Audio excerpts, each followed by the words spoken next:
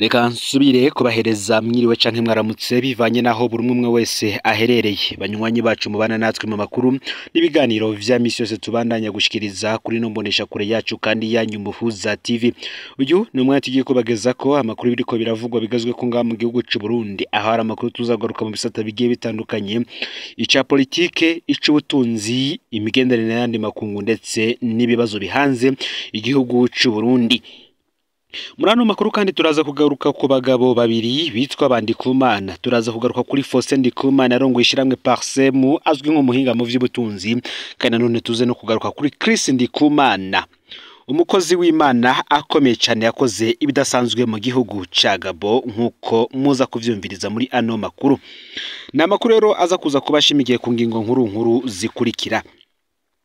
Ni mu gihe umuhinga mu vy'ubutunzi Faustin Ndikumana yatangaje ko igihe igihugu cari mu ntambara ivyankenerwa vyose bitigeze bikena, ngo burya ahubwo ivy'igihugu bitunganijwe niyo ngorane yugarije igihugu. Bamwe bati aya majambo yoba yarakoze kuri Faustin Ndikumana atuma umukuru w'igihugu Valentin Ndayishimiye amuha gasopo. Ivyo ishiramwe Parsem ribeshuza rikavuga ko ari ibihuha vyiriwe bicana cana ku mbuga ngurukana bumenyi, bivuga ko Faustin Ndikumana yahawe gasopo na President Ndayishimiye ngo ntahirahire, ngo akururimi mu kanwa mu kubwira intumwa z'ibanki y'isi yose ziri mu Burundi aho Uburundi bugeze mu vy'ubutunzi, ngo ko hamwe yo birenga ko azokwibonera ko nka kurya vyagenze kuri Ernest Manirumva. Nitangazo ryasohowe ni mwishiramwe Parsem, naho bahise basohora itangazo ribeshuza ivyiyo nkuru, bakavuga ko ubuyobozi bwa Parsem bubeshuza bwivuye inyuma inkuru ivuga ko bwa bwararonse ubutumwa buvuye mu biro vy'umukuru w'igihugu kubijanye n'urugendo rw'intumwa ziba nk'isi yose zahoramwo aha mu Burundi. Bakasozera bagira bati iki gihe nico kuronderera inyishu zibazo dufise sica impari ku bibazo bihari. Faustin Ndikumana azwi nk'utarya umunwa kandi akaba ari umuhinga akomeye cyane mu vy'ubutunzi, akavuga ko n'igihe Burundi bwari mu ntambara ivyankenerwa byose vyagumye biboneka neza atangorane n'imwe. Uyarongoye Parsem akaba n'umuhinga mu vy'ubutunzi, akagereranya Burundi bw'uno munsi nk'ibuye riri mu mazi ririko rimanuka musi cyane, agatera kama abategetsi gukora ibishoboka kugira Uburundi ntibubandanye buja ahatemba. Turaza no kugaruka ku bindi Faustin Ndikumana yagarutse ko cyane cyane bijanye n'intwaro zagiye zirabanziriza iyi ntwaro ya CNDD FDD, ingene ubutunzi bwari bwifashe vyose ntuze gucikanwa n'ico cegeranyo. Reka kandi tubandanize kuri Chris Ndikumana, umukozi w'Imana akomeye cyane. Ni nyuma y'igiteramo yakoze, ni igiteramo yita Kanguka. Iki giteramo yagikoreye mu gisagara ca Douala mu gihugu ca Cameroon. Umukozi w'Imana w'umurundi Chris Ndikumana yongeye gukora amateka mu kindi gikorane kidasanzwe nk'ico nyene cari mu gihugu ca Gabon, kikaba cari gikorane c'ubutumwa bwiza, gutabarwa, gukizwa no guhezagirwa n'impwemu yera. Chris Ndikumana azwi nk'abakozi b'Imana bakomeye cyane kuri uyu mugabane wa Afrika. Ico gikorane rero kikaba citabwe n'abantu batari bake bavuye mu bihugu bitandukanye vyo muri ako karere. Ni gake cyane ubona abene gihugu bitabira ibirori vyatumwe n'abategetsi nkuko vyagenze kuri Chris Ndikumana.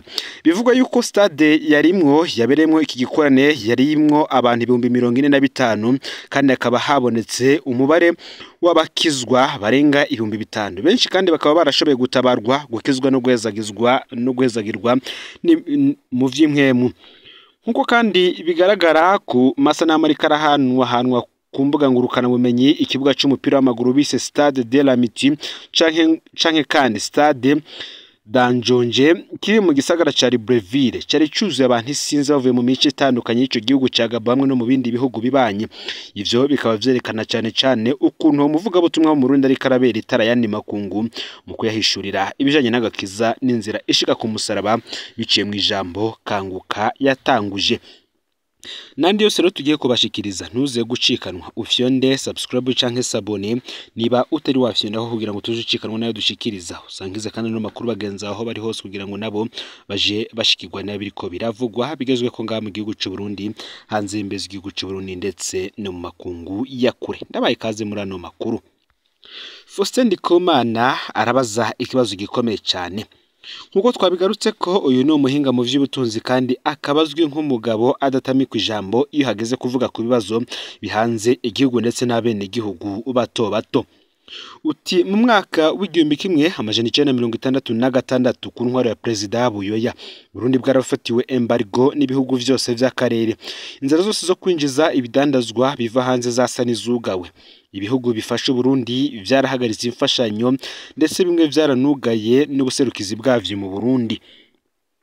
Igihugu cyari mu ngwano ikomeye. Abakurikira ivy'ubutunzi bakavuga ko ico gihe ko Uburundi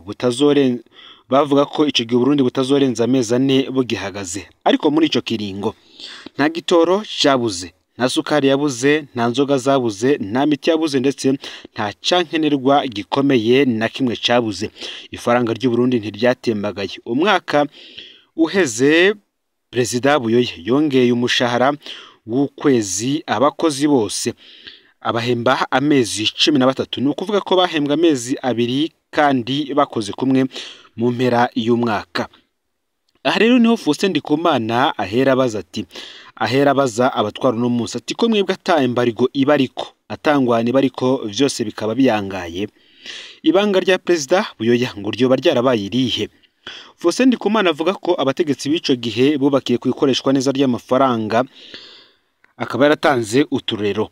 Amafaranga mva makungu ngo nta wapfa kuyaterura kugira soke mu banki byari bifise amategeko akomeye kandi ngo carazira ko amafaranga Braludi isavye ateba kuboneka.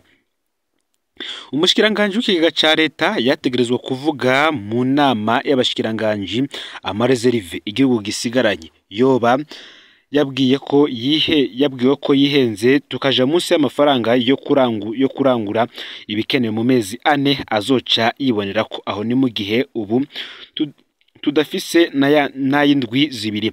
Ni mu gihe kandi ngico gihe umushikiranganje w'ikigega ca leta nawe yategezwa kuvuga amezi y'igitoro gisigaye mu gihugu. Faustin Ndikumana akabona ko igihugu kitagarutse gutunganya neza gutyo ingene amafaranga akoreshwa kazoba kabaye. Ibi bintu kandi birahambaye cyane. Mu mwaka wa 2015 babonye igihugu kigiye mu kaga, Nkurunziza n'abajenerali baca babibonamwo nyabona akaryo ko guterura atacamira ubutunzi bwari mu banki nkuru y'igihugu BRB. Barabugabagabana gushika igihugu gisigaye muri bibazo kirimwo uyu munsi. Nimuge kandi Faustin Ndikumana avuga ko amafaranga akoreshwa mu kubaka stade Intwari nta na hamwe yanditse. Faustin Ndikumana arongoye ishiramwe Parsem Burundi aranegura ingene stade Intwari yubatswe atana hamwe muri bije ya leta iri. Eka mbere ngo ntavyo guhiganira isoko vyabaye kuba yubatse. Ngo nubu turashobora kubona amafaranga ariko arubaka ico kibuga iyo ava. Ngo nubu ntushobora kubona amafaranga ariko arubaka ico kibuga iyo ava. Ivyo rero ngo biri mu bishobora kubangamira ukwizerwa ku Burundi n'amashiramwe mpuzamakungu agenzura kongera agafasha mu vy'ubutunzi nk'ikigega FMI. Ivyo Faustin Ndikumana akaba bivugiye mu ruganda rwo guhanahana ivyumviro kwitegurwa ry'amafaranga leta izokoresha mu mwaka wa 2024 umwaka wa 2025. Ikindi kandi Faustin Ndikumana ashikirije ngo nuko nimba Uburundi bwarabayeho mu gihe ca embargo butaburi ivyankenerwa kandi bwari busanzwe buri mu bihano, ubu ngo si igihugu cokena ibidandazwa vyankenerwa nk'ibitoro, isukari, ibinyobwa vya Braludi ndetse n'ibindi. Ngo kuba ivyo bidandazwa bikeniye muri kino gihe kandi igihugu atayembargo kirimo atani ntambara irimwo vyerekana ko habuze ubushobozi bukwiye bwo gutunganya neza ivy'ubutunzi, ico yise système de gestion.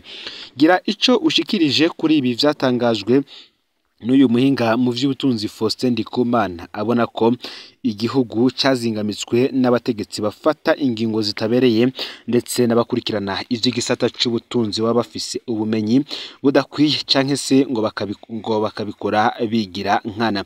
Ese we uko uvyumviriza ibi Faustin Ndikumana avuga, uremeranya nawe canke se uramuhakanya? Ubishire muri commentaire kugira ngo tuze usangize igitekerezo cyawe bagenzawe. Nimuge kandi tubandaniza no makuru ku bindi biriko biravugwa. Tuyabanariza mu gihugu ca Republika Iharanira Intwaro Rusangi ya Kongo, aho Rubero abantu barenga 200 harimo abakuza amashiramwe y'abagira neza bishwe n'urwaruka rwo muri ako karere.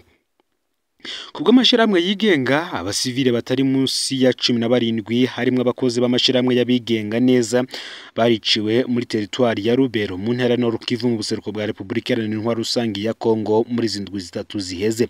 Abakozi b'amabingoro rwaruka rwaho nyene bane mu bakozi b'ishirahamwe Tifandi nabo nyene barishwe, imiduga 5 nayo iraturirwa n'urwo rwaruka nyene rwabitiranije n'abanyarwanda kuva aho abagwanyi ba M23 binjiriye muri teritwari ya Rubero.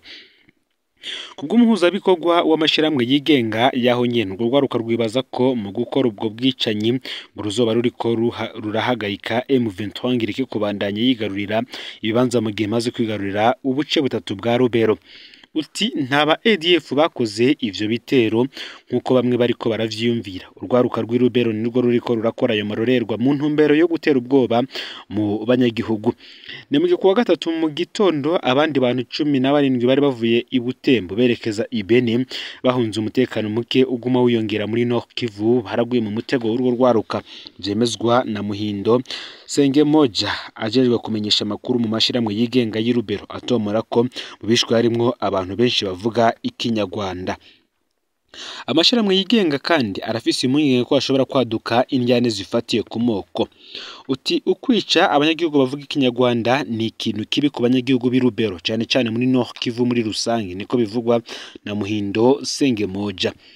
Rwaruka ubwa mbere rwaharanira amahoro nirwubu ruhungabanya abasivile, ivyo vyerekana ko hashobora kuba intambara y'ubwoko muri Nord Kivu ubu irimwo abo mu bwoko bw'abanande. Leta rero ngitegerezwa gufata ingingo ruhasha mu ntumbero yo gutuza ivyo bikorwa bibi vy'urwaruka rw'Irubero ruhakwa guha inzira umwansi wa Rubero.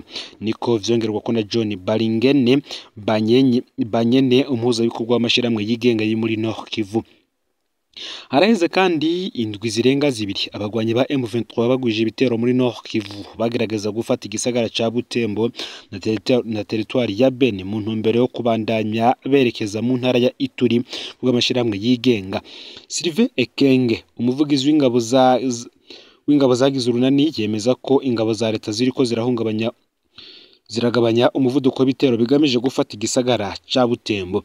Ngo mu rw'abaroberi warigaruriye kandi amazone menshi yo mu ntara ya Nord Kivu harimo igisagara ca Bunagana hagati ya Republika Iharanira Rusangi ya Kongo na Uganda kuva muri ruheshi umwaka w'2022. M23 kandi akaba ari umugwi w'abaroberi b'abatutsi wasubire gufata ibigwanisho mu mpera z'umwaka w'2021 kagiriza leta ya Kongo kuba itarubahirije ivyo yemeje bijanye no kwinjiza abagwanyi bawo mu nzego. Indongo za Kongo zemeza ko uwo murwi ufashwa n'u Rwanda, ivyo leta y'u Rwanda yiyamiriza yivuye inyuma. Rero amakuru yaragezwe ko muri kano kanya ufyonde subscribe canke sabone niba utari wafyonda ko kugira ngo tuzicikanwe nayo dushikiriza sangize ano makuru bagenza aho bari hose kugira ngo nabo baje bashikirwa n'abiriko biravugwa bigezwe ko ngaha mu gihugu c'u Burundi hanze imbezi igihugu c'u Burundi ndetse no makungu ya kure. N'umuhuza TV Imana iba hezagire.